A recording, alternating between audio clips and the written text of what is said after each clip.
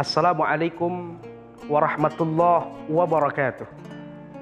Alhamdulillah wassalatu wassalamu ala Rasulillah Sayyidina Muhammad ibn Abdullah wa ala alihi wa sahbihi wa mawalah.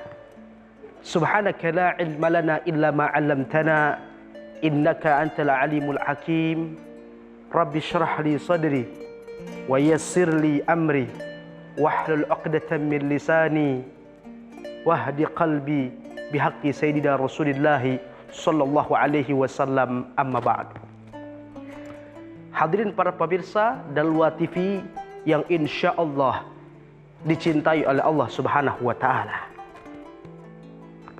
Negara Kesatuan Republik Indonesia adalah merupakan sebuah negara yang besar. Negara yang berdasarkan Pancasila, berlambangkan burung Garuda, bersemboyankan Bhinneka Tunggal Ika, yang sejak dulu sudah menjadi incaran bangsa-bangsa Barat, sudah menjadi incaran bangsa-bangsa lain untuk merampas segala macam budaya dan yang kekayaan negara tercinta Republik Indonesia.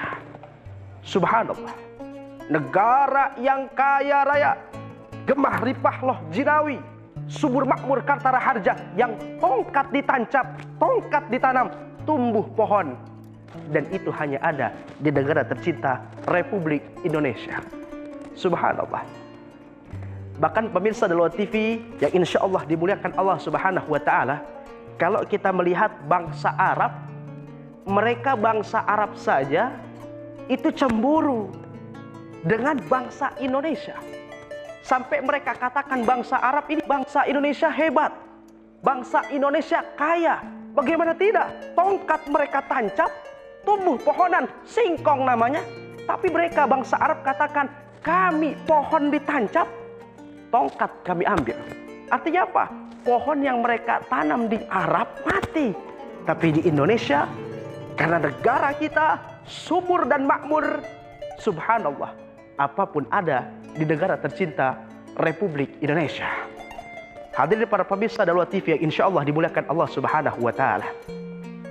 Oleh karena itu, mari sama-sama kita melihat sejarah bagaimana negara tercinta Republik Indonesia bisa Allah Subhanahu wa ta'ala berikan kemerdekaan dari mereka para penjajah. Jika kita melihat dan mempelajari bagaimana bangsa Indonesia merdeka, maka ketahuilah bahwasanya bangsa Indonesia berdiri di atas 4 pilar. Apa 4 pilar tersebut? Yang pertama, Indonesia berdiri di atas Pancasila. Yang kedua, Indonesia berdiri di atas Undang-Undang Dasar 1945. Yang ketiga, Indonesia berdiri di atas NKRI. Dan yang keempat, Indonesia berdiri di atas pilar Bhinneka Tunggal Ika, berbeda-beda tetapi tetap satu jua.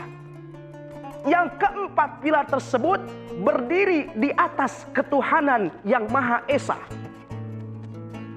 Maka jika kalau kita belajar bahwasanya di dalam muqaddimah pembukaan Undang-Undang Dasar 1945, alinea ketiga, batang tubuhnya pasal 29 ayat 1 dijelaskan bahwasanya, apa bisa kita lihat dalam pembukaan UUD alinea ketiga, bahwasanya berkat rahmat Allah Subhanahu wa ta'ala. Jadi bisa kita kaji bahwasanya dalam Pancasila, sila pertama, ketuhanan yang Maha Esa. Yang dimaksud dengan ketuhanan yang Maha Esa yaitu adalah ketuhanan Allah Subhanahu wa ta'ala. Sehingga segala macam bentuk perkara tentang hukum yang ada di negeri tercinta Republik Indonesia haram dan tidak boleh bertentangan dengan hukum Allah Subhanahu wa ta'ala. Karena apa? Karena jika kita melihat bagaimana sejarah bangsa Indonesia ini merdeka, yang mereka para ulama dan para pejuang berkumpul menjadikan bangsa Indonesia ini yang berasaskan ketuhanan yang Maha Esa, itu artinya negara ini berdasarkan tauhid. Sahabat Dalwa TV insya Allah dimuliakan Allah Subhanahu wa ta'ala. Oleh karena itu, bagaimana cara kita menyambut hari ulang tahun kemerdekaan Negara Kesatuan Republik Indonesia yang ke-76? Maka jawabannya adalah dengan sama-sama kita bersyukur kepada Allah Subhanahu wa taala. Dengan apa? Dengan 17 rakaat kita kepada Allah Subhanahu wa taala. Karena jika kita melihat Indonesia merdeka bukan hadiah dari Jepang. Indonesia merdeka bukan cenderamata dari Belanda, akan tetapi Indonesia merdeka karena ada pertumpahan darah dan nyawa yang sayang yang dikorbankan oleh para pejuang-pejuang negara tercinta Republik Indonesia. Bahkan sampai kita melihat dalam satu sejarah, dalam buku dijelaskan, mereka para santri-santri yang berjuang untuk mengusir para penjajah, mereka berkorban. Di waktu pagi mereka nikmat, asik dengan kitabnya. Tetapi ketika ada panggilan untuk berjihad, mereka bak singa yang siap menerkam musuhnya. Subhanallah. Bahkan sampai-sampai dijelaskan dalam sejarah, ada 25 santri yang mereka dibakar hidup-hidup. Untuk apa? Untuk melawan para penjajah yang ingin merampas bangsa tercinta Republik Indonesia. Subhanallah. Oleh karena itu, pada hari ini, pada detik ini, Al-Faqir berwasiat kepada segenap para pemirsa Daluat TV yang insya Allah dimuliakan Allah Subhanahu wa taala. Ayo sama-sama kita jadikan bangsa ini bangsa yang baldatun thayyibatun wa rabbun ghafur. Bangsa yang diberkahi oleh Allah Subhanahu wa taala. Dengan apa? Dengan sama-sama kita bersyukur bagaimana Allah Subhanahu wa taala memberikan kekuatan kepada para pejuang-pejuang kita yang mereka melawan para penjajah hanya dengan bambu runcing, melawan meriam yang dari segi otak mungkin tidak akan pernah bisa.